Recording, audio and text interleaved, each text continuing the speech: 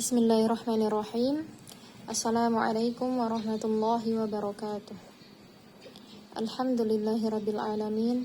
Wassalatu wassalamu ala asyrafil anbiya'i wal mursalin wa ala alihi wa sahbihi ajma'in, amma ba'du. Perkenalkan, nama saya Syahriyatul Maghfirah dari Program Studi Ilmu Al-Quran dan Tafsir Universitas Ibnu Khaldun Bogor.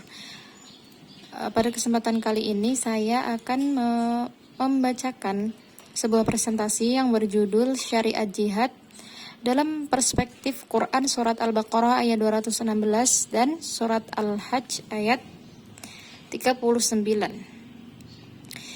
yang mana hal ini ditujukan untuk pemenuhan tugas akhir semester 4 mata kuliah studi naskah tafsir di Indonesia yang diampu oleh Al-Ustadz Dr. Mukhrij Siddiqi MA. Baiklah, langsung saja kita mulai. Bismillahirrahmanirrahim. Aksi radikalisme dan terorisme yang terjadi di dunia seringkali menjadikan agama sebagai kambing hitamnya. Hal ini disebabkan karena agama memiliki kekuatan yang amat dahsyat melebihi kekuatan politik, budaya, maupun kekuatan ekonomi. Atas nama agama pula, aksi kekerasan dilegalkan. Kemudian Muhammad Arqaun menyebut tindakan radikal yang dilakukan sebagian umat Islam pada dasarnya karena kegagalan mereka dalam memahami teks-teks keagamaan, yaitu Al-Quran maksudnya. Padahal menurut Quraisy Shihab, bahasa yang digunakan Al-Quran semuanya memiliki nilai semangat yang positif. Tidak ada satupun ayat yang mengafirmasi tindak kekerasan, apalagi atas nama agama. Karena Islam adalah agama rahmatan lil alamin, tidak mengajarkan kebencian dan menjunjung tinggi toleransi meskipun dengan umat agama lain.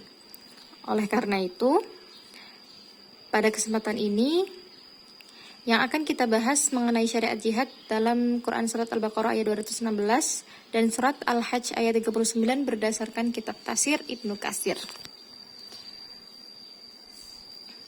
Kemudian tema yang akan kita bahas yang pertama ada pengertian jihad, kemudian syariat jihad dalam Surat Al-Baqarah ayat 216, kemudian yang ketiga syariat jihad dalam Quran Surat Al-Hajj ayat 39, dan yang terakhir kita akan mengetahui kosakata penting dari kedua ayat tersebut.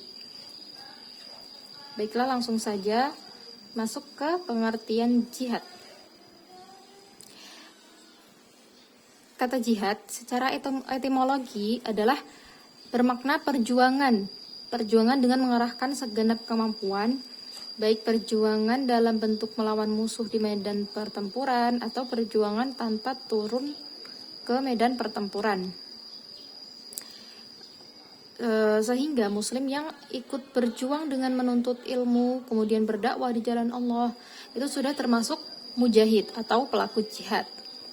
Kemudian dari sisi terminologi, jihad memiliki makna yang beragam. Menurut Lembaga Riset Bahasa Arab Republik Arab Mesir, jihad adalah memerangi orang kafir yang tidak ada ikatan perjanjian damai. Sehingga pengertian ini lebih mengkhususkan pada makna jihad perang. Kemudian masuk pada materi selanjutnya, yaitu syariat jihad pada surat Al-Baqarah ayat 216. Di sini saya akan membacakan ayatnya terlebih dahulu. A'udzu billahi minasy syaithanir rajim. Kutiba 'alaikumul qitalu wa huwa kurhul lakum wa 'asa an takrahu syai'an wa huwa khairul lakum wa 'asa an tuhibbu syai'an wa huwa syarrul lakum wallahu ya'lamu wa antum la ta'lamun. Yang artinya, diwajibkan atas kamu berperang, padahal berperang itu adalah sesuatu yang kamu benci. Boleh jadi kamu membenci sesuatu padahal ia amat baik bagimu. Dan boleh jadi pula kamu menyukai sesuatu padahal ia amat buruk bagimu. Allah Maha mengetahui sedangkan kamu tidak mengetahui. Quran Surat Al-Baqarah ayat 216. Ayat ini mengandung penetapan kewajiban jihad dari Allah bagi kaum muslimin agar mereka menghentikan kejahatan musuh di wilayah kaum muslimin.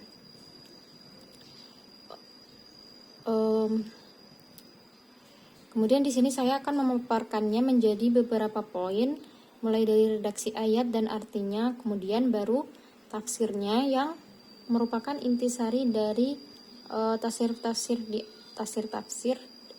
yang di sini kita pakai, yaitu tafsir Ibnu Katsir. Jadi poin yang pertama dari ayat 216 ini, yang pertama adalah kewajiban perang. Sebagaimana ayat yang berbunyi, kutiba alaikumul qitalu wa huwa kurhul lakum. Diwajibkan atas kamu berperang, padahal berperang itu adalah sesuatu yang kamu benci. Pada ayat ini, Allah Subhanahu wa Ta'ala memfirmankan kewajiban berperang sekaligus mengungkapkan bahwa pada dasarnya manusia itu tidak menyukai perang, karena perang bisa mengakibatkan hilangnya nyawa, cedera atau luka-luka, juga kerugian harta benda, serta kerugian yang lainnya, bangunan, lingkungan, dan sebagainya. Kemudian Ibnu Katsir menjelaskan, Allah mewajibkan jihad perang kepada kaum muslimin demi mempertahankan agama Islam dari kejahatan musuh-musuhnya. Jika pemimpin kaum muslimin memerintahkan seseorang untuk berjihad, ia harus berangkat.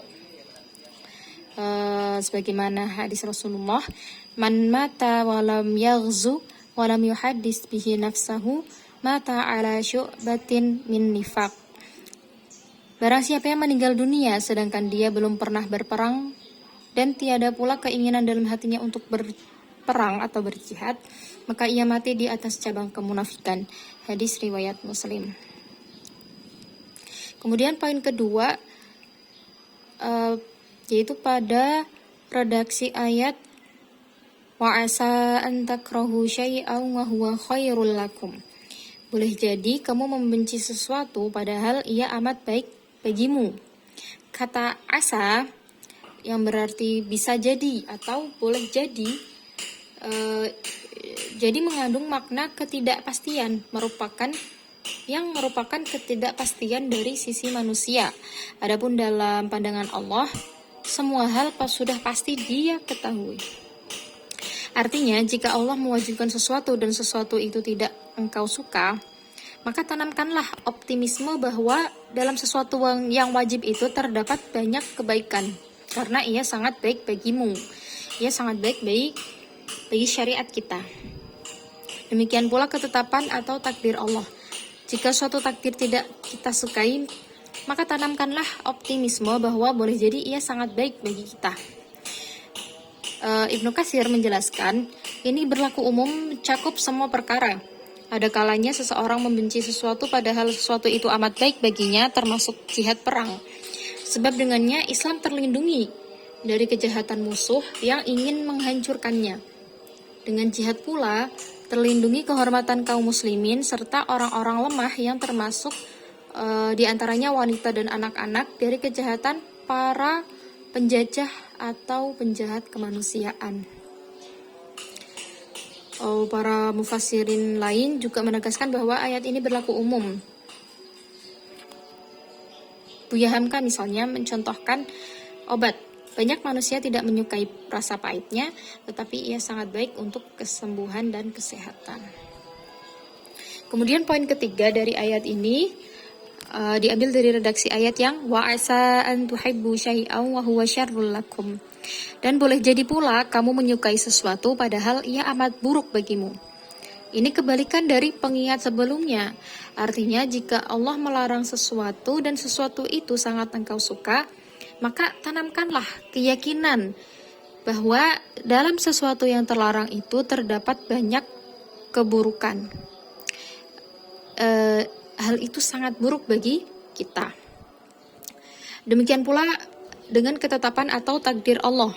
Jika sesuatu takdir sangat engkau suka, berhati-hatilah agar tidak terjerumus kepada dosa, karena itu bisa membawa keburukan. Misalnya saat seseorang kaya, misalnya kita tidak boleh terlalu gembira hingga lupa diri. hingga membawa kita pada keburukan karena kekayaan kita. Hal ini juga berlaku umum, mencakup semua perkara.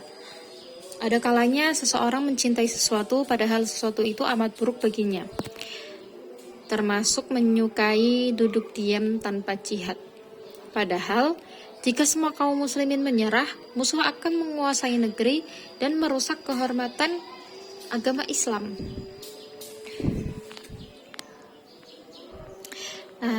Kemudian poin yang terakhir dari ayat Al-Baqarah 216 ini yaitu pada Wallahu ya'lamu wa antum la ta'lamun. Allah Maha mengetahui sedangkan kamu tidak mengetahui. Ibnu Katsir menjelaskan, Allah lebih mengetahui akibat dari semua perkara daripada kalian. Allah lebih mengetahui mana yang ada kemaslahatan di dunia dan akhirat. Allah pun menyerukan dan memerintahkan sesuatu yang pasti mengandung kemaslahatan. Maka taatilah perintah-perintah Allah Subhanahu wa taala. Materi selanjutnya yaitu syariat jihad pada Quran surat Al-Hajj ayat 39. A'udzu billahi minasyaitonir rajim. Udzina lilladzina yuqataluna bi annahum zulimu wa innallaha 'ala nasrihim laqadir. Yang artinya telah diizinkan berperang bagi orang-orang yang diperangi karena sesungguhnya mereka telah dianiaya dan sesungguhnya Allah benar-benar Maha Kuasa menolong mereka. Quran surat Al-Hajj ayat 39. Ibnu Abbas menuturkan bahwa ayat ini turun terkait dengan Nabi Muhammad dan para sahabat saat mereka dikeluarkan dari Makkah. Abu Bakar berkata, mereka telah mengusir Nabi mereka. Innalillahi wa inna ilaihi raji'un. Sungguh mereka akan binasa. Ibnu Abbas mengatakan, lalu Allah menurunkan ayat ini.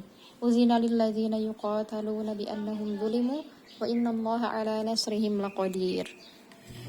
Abu Bakar berkata, maka aku pun mengetahui bahwa nanti akan ada peperangan. Imam Ahmad menambahkan, Ibnu Abbas menyatakan bahwa itu adalah ayat pertama yang turun terkait dengan perang.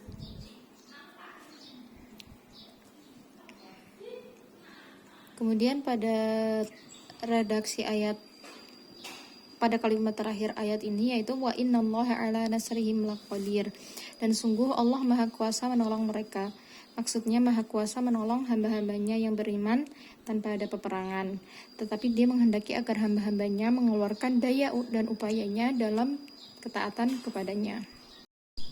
Kemudian materi yang terakhir berkaitan dengan kosakata penting dari kedua ayat yang telah kita bahas sebelumnya tadi, yaitu Quran surat Al-Baqarah ayat 216 dan Quran surat Al-Hajj ayat 39.